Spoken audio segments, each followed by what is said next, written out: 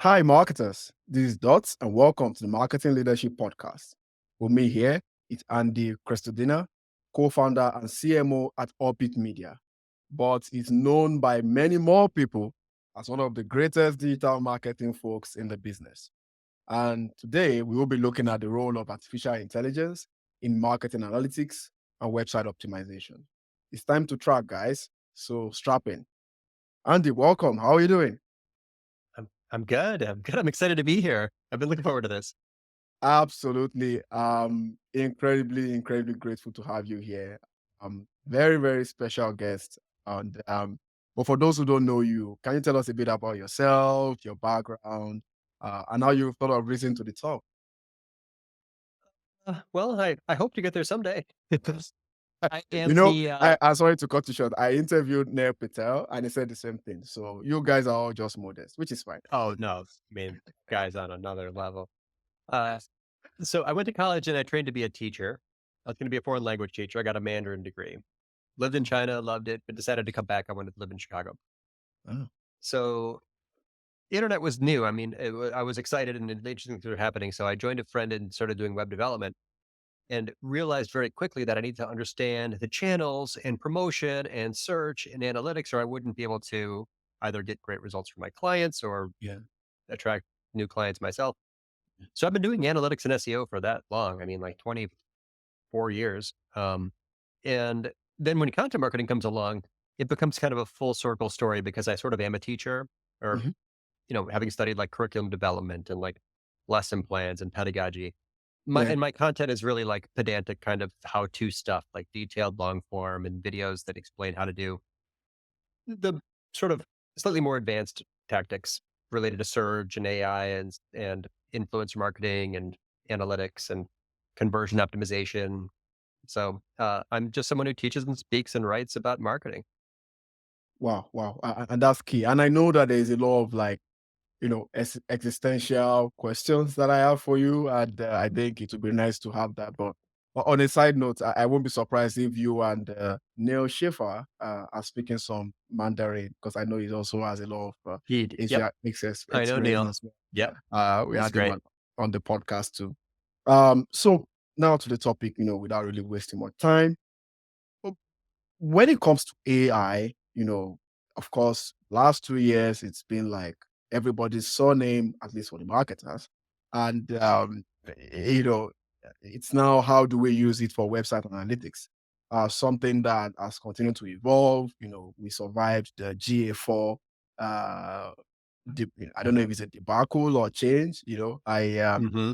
Uh, Dana Di Tamaso, that Hmm. was Sure. it was like, we had to change it. We had to shift our interview dates because she had tons of migrations to do. So that was also the time that I also interviewed Julian Juleman, and everybody was just so busy helping customers move to GA4. But that's Hmm. past now. And but AI is still, very key. And Hmm. I would like to see or explore your unique insights, that you think AI can help marketers to uncover in terms of maybe website behavior, customer behavior, maybe some bottom line stuff as well. If you were to compare to how we would track website analytics before now, what are some of those things that you think, we should quickly get on to in terms of progressive trends? Sure. Well, I love this conversation already because I sort of think that AI should not be used to do writing. I don't think it's a good idea to write things with a simple prompt because if you can write it with one prompt, then your audience can get that same content with the same prompt. Yeah, yeah. Yeah, it's the opposite of what you should be doing. If you can do it in 10 seconds, your audience can also get it in 10 seconds. So you are not creating anything that's differentiated. So let's use AI in other ways. Mhm, Um, Very useful for ideation. In fact, that's the most common use for AI in content marketing, according to our annual survey. mhm, And analytics is a great source of insights, right? Like, what is resonating for your audience? So here's an example of GA4 plus AI in the context of content strategy. mhm, If you just go to the all pages report, which mhm. is probably the most popular report in analytics, uh, and change the drop down above the first column to page title. Yeah. Then analytics is going to show you all the articles you've written. And let's just assume that the page title is kind of a proxy for the topics of the articles. Yeah. And then add a secondary dimension for medium, session medium, or Mm, source medium.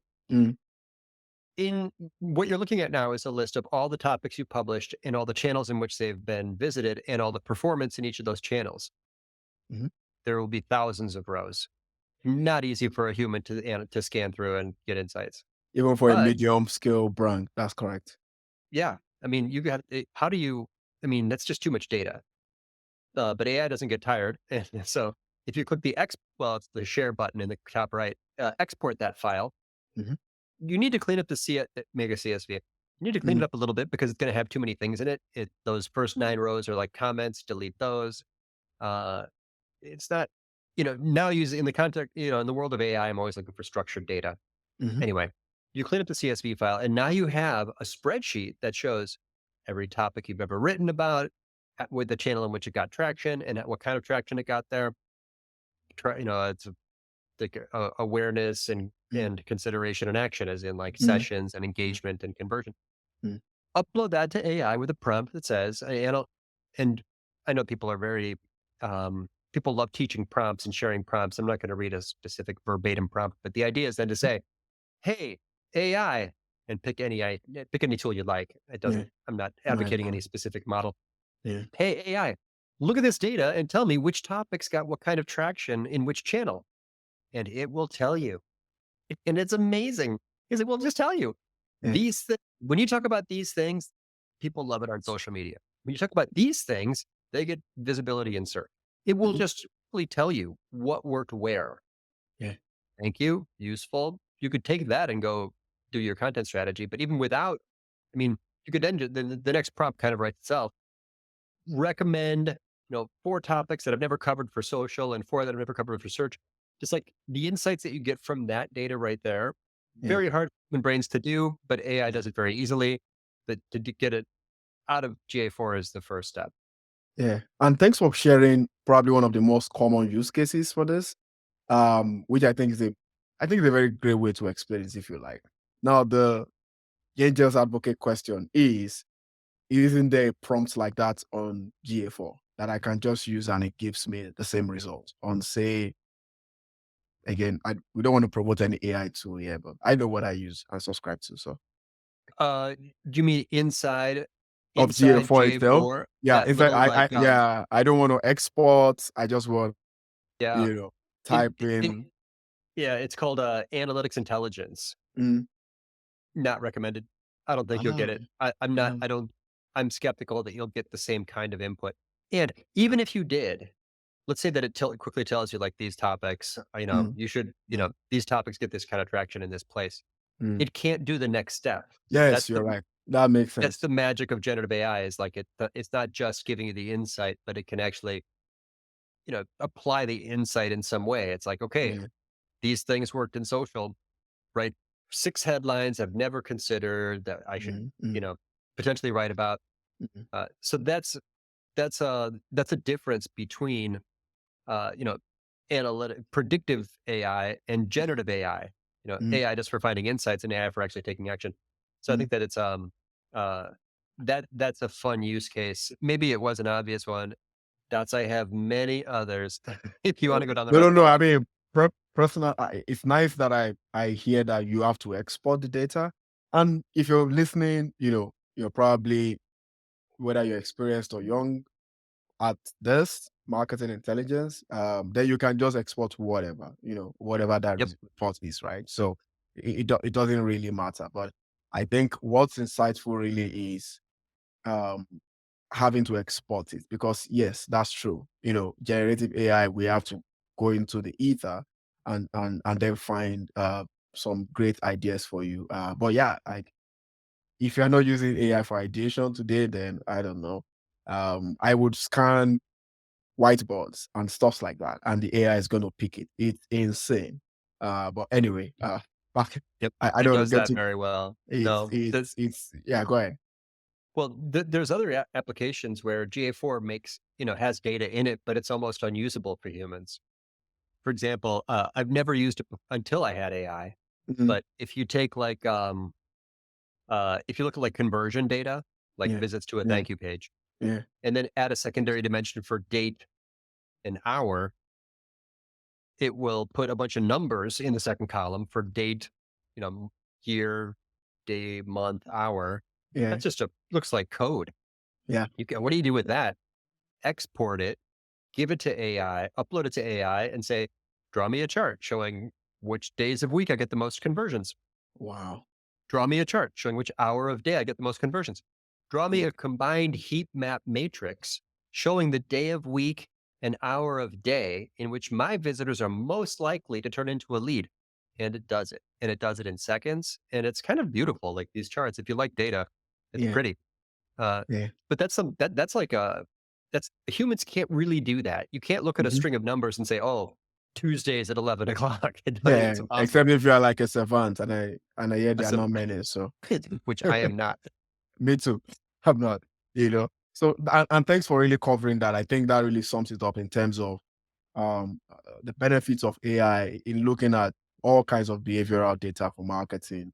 And I know we are talking about GA4 today because that's kind of like the grandfather of digital analytics, but you can look at all kinds of places, Mhm. maybe analytics, Sure. social media data, That's right. email data, and so on and so forth. Like the possibilities are really, really endless. Thank you Yeah, for saying that. That's key. Anytime you see an export button, your mouth should start watering. yeah, You should get excited. You should download it, look at it, clean it up because AI is struggles. It stumbles over, weird, if there's extra rows or something. Don't yeah, give it too much. Clean up that file as much as you can before uploading it, which takes time. But you're it's amazing the kinds of insights you can get from these exports from any of the tools you just mentioned. yeah, yeah. Okay, so I know it's not rapid fire yet, but even me personally, because of my experience, I feel like I'm about to put you on the hot seat with this question. So now we are going into conversion rate optimization, right? Hmm. And hopefully, if you're on this pod, you should know what that means. If not, Google. Um,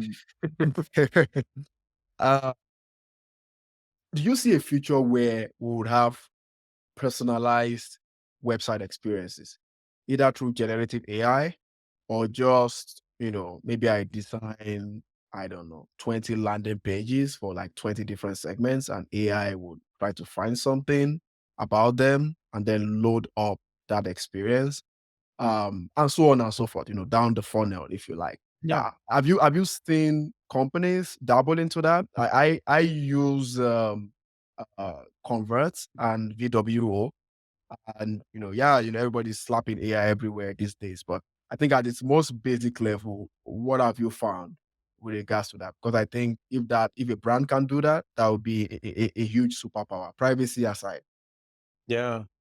Uh, Absolutely. I think that the in the future we'll look back and say the era of A/B testing was really slow and blunt force. Not really a sophisticated way to do it because you create two Mhm. variants and then you let them both these two variants run for a long time. And unless you were a genius at hypothesis formation, which I am not, many people are not, you have to kind of like keep trying that, and the iterations are very slow.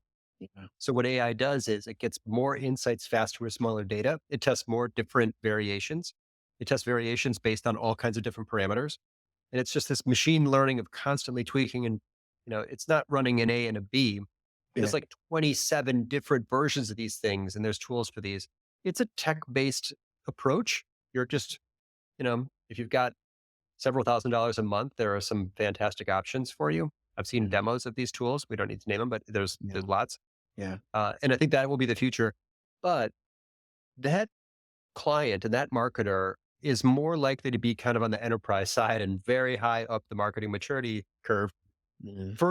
for mortals like us. Yeah, exactly. There are still so much low hanging fruit of just fixing that one silly gap that you missed. Like, there's some horrible objection that your audience has that you didn't address. Yeah, You don't need to even A B test that. You don't need personalization.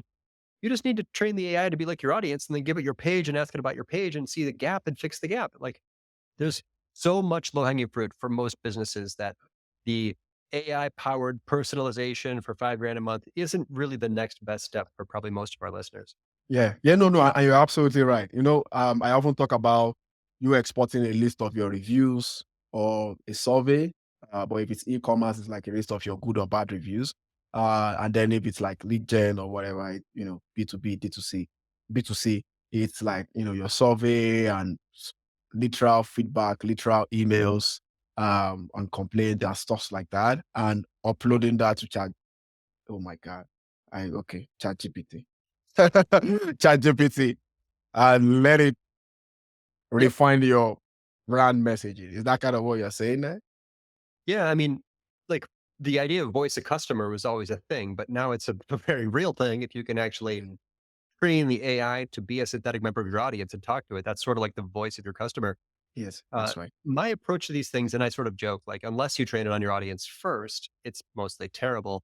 Mhm. AI is summarizing the internet. In other words, it might as well stand for average information. I joke AI should just stand for average information unless you train it on your audience first Yeah. because it tastes like water. It's too generic. So what's missing from this page? But if you give it lots of data about your audience, Mm. right?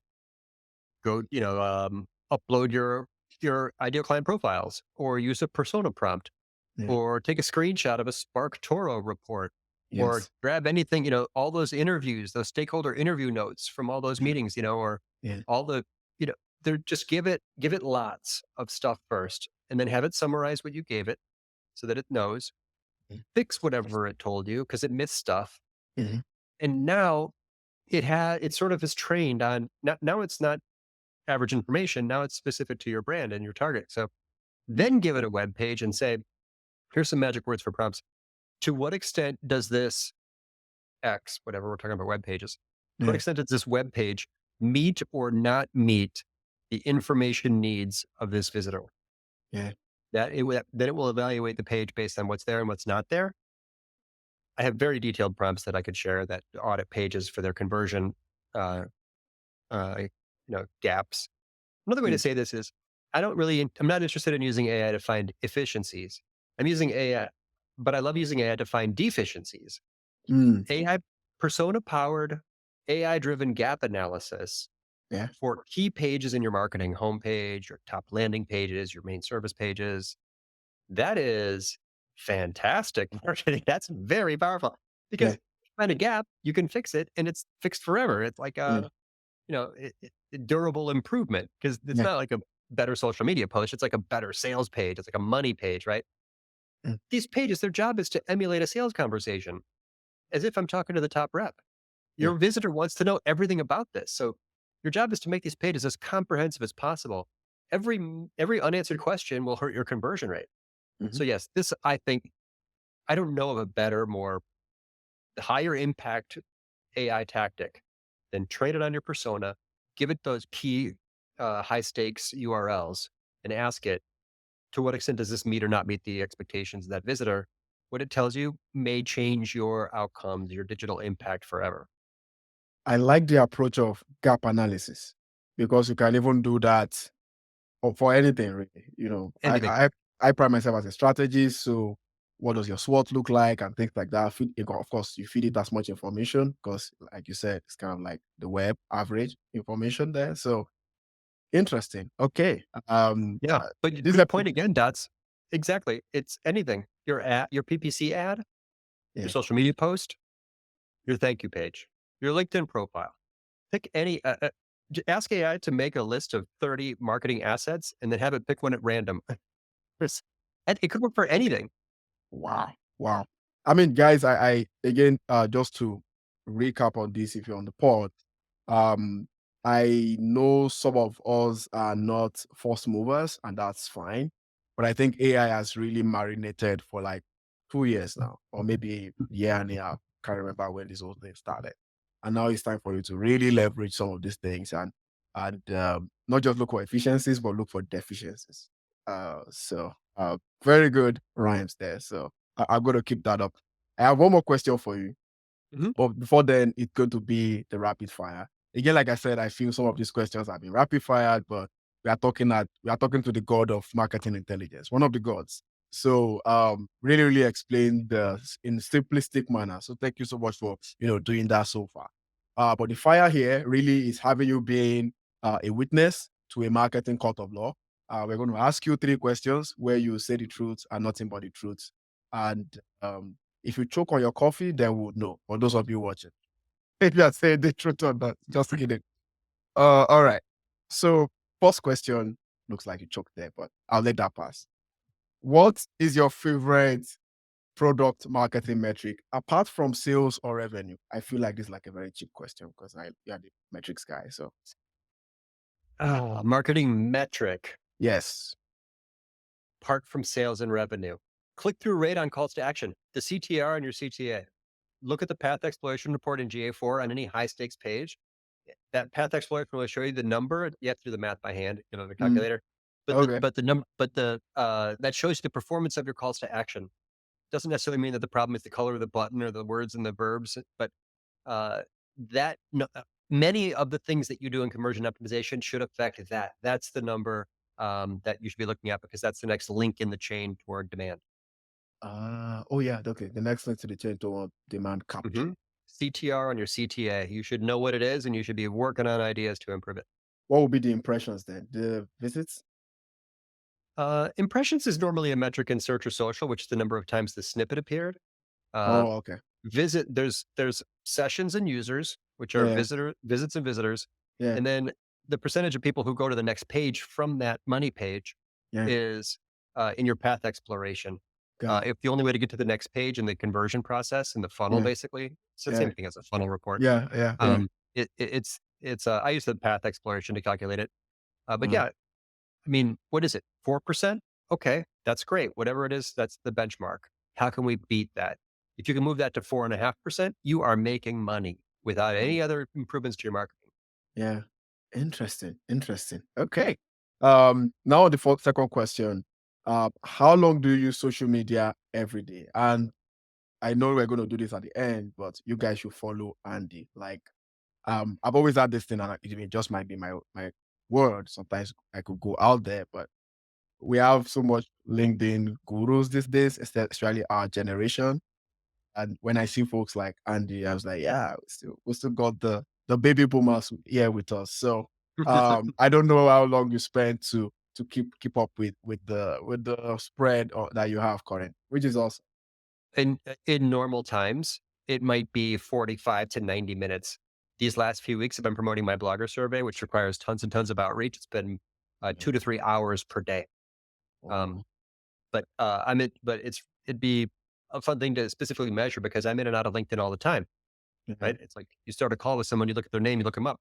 Yeah. So, I'm committed. I'm serious about it. I'm publishing Yeah. there. Yeah. It's a strategic effort. I'm not just Yeah. looking around, Yeah. but it's probably an hour a day on average normally.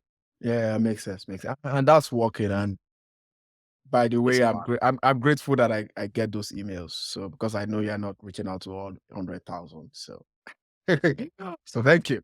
No, I I'm get glad to connect. I've seen you online forever. It's so cool. yeah, We're finally hanging out. yeah, exactly. The last question, what is your favorite marketing quote? Being the sage. Guy Kawasaki years ago said, I'll paraphrase it and then I'll give you Mhm. the actual.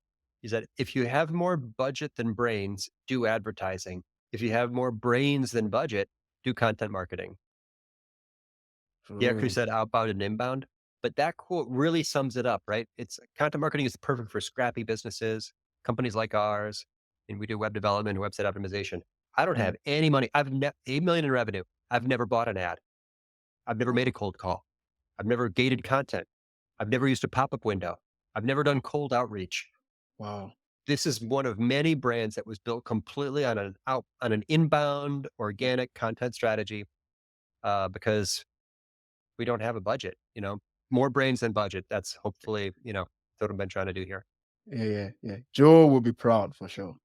So I know we had him on the pod many months ago. Okay, I like that. Because of time, I use one more question, so get through Sure. that. And I think the next step in summarizing all of this is what the potential for AI and self-learning and generative and all these systems to help optimize websites.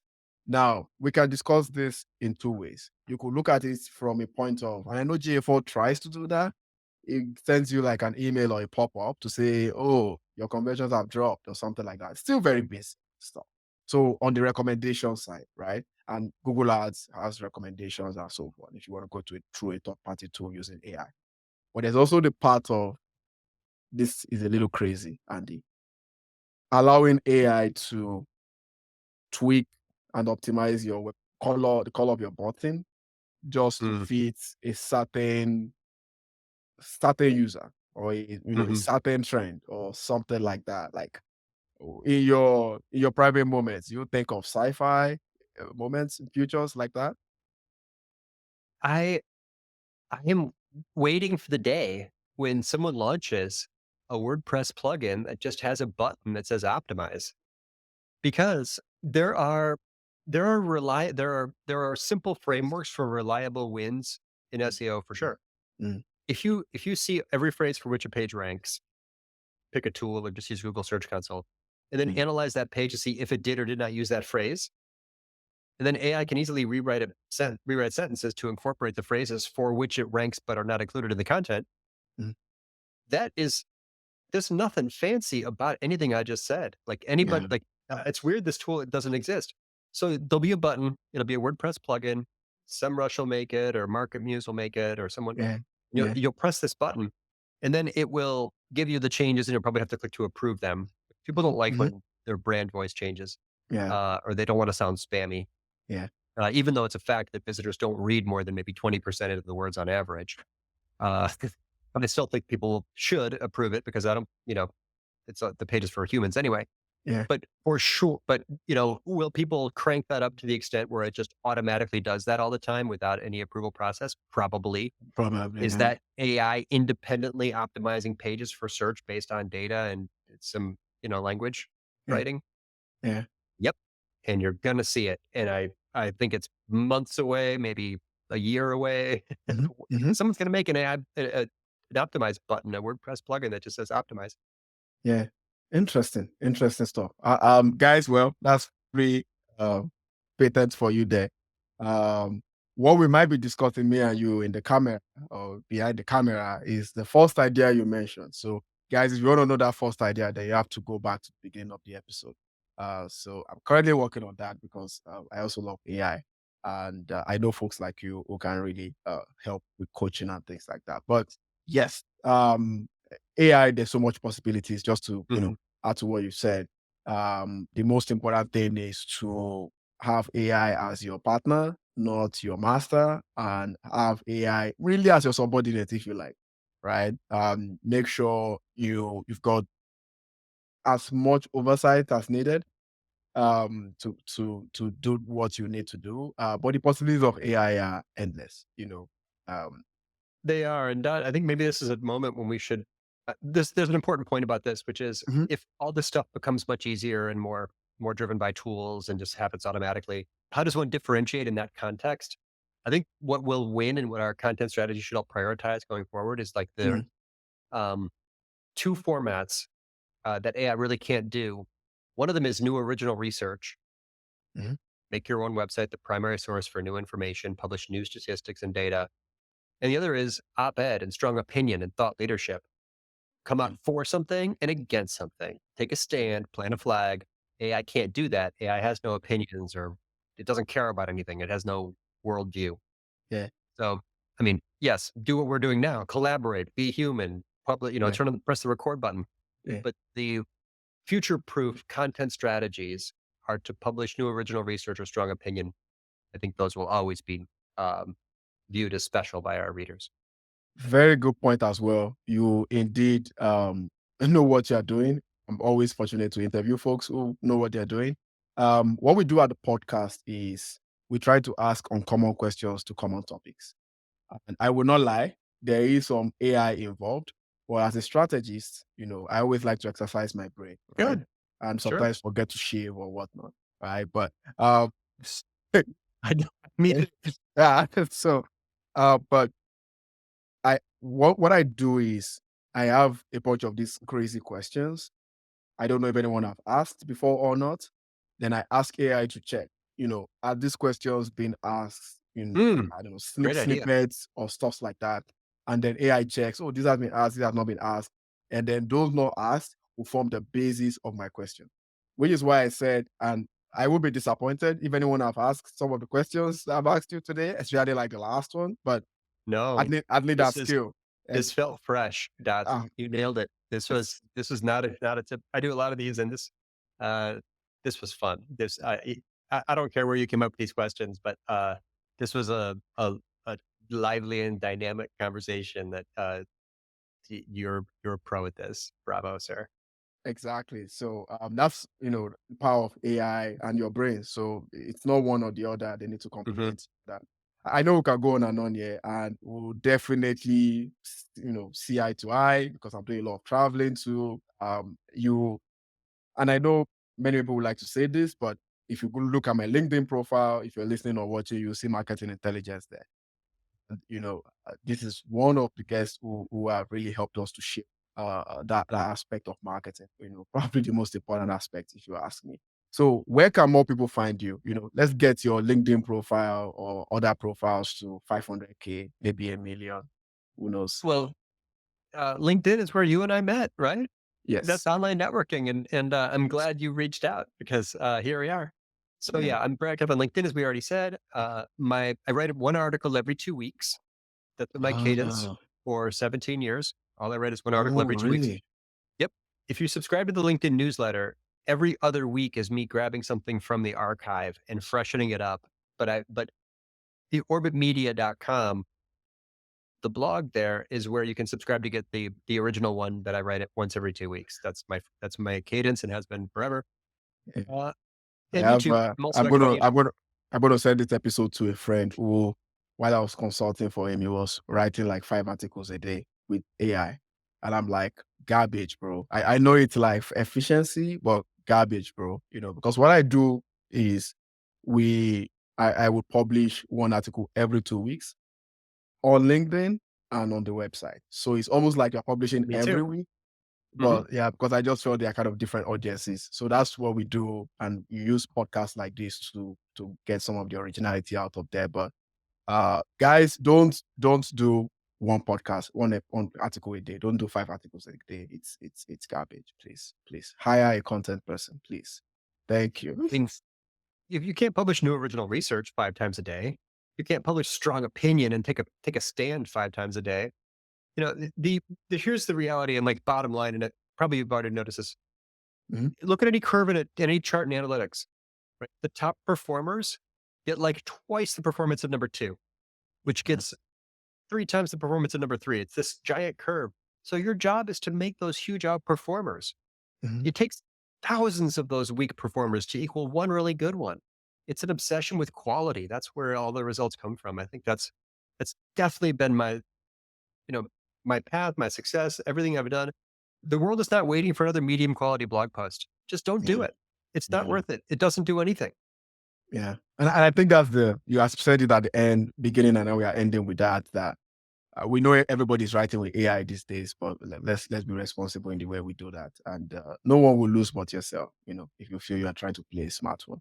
But really, guys, that's it on the episode. This has been fun, of course. And a few bloopers in there too. So that's nice.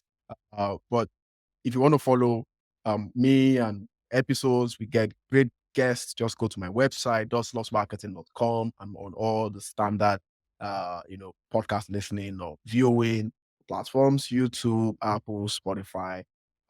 You'll see tons of great episodes there with great marketing wisdom. Till next time, guys, connect the dots. Thank you for listening to the Marketing Leadership Podcast, brought to you by Dots Loves Marketing. There will be links to any resources mentioned in today's show notes. If you enjoyed this episode, please leave a 5-star review and be sure to subscribe so you never miss an episode.